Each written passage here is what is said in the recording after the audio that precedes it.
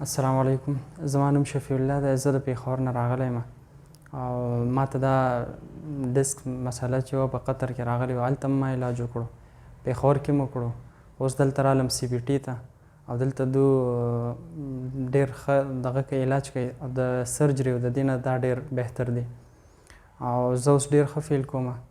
تقریبا زما هیلت تقریبا 80-90% امپروف شوی دی دو سره.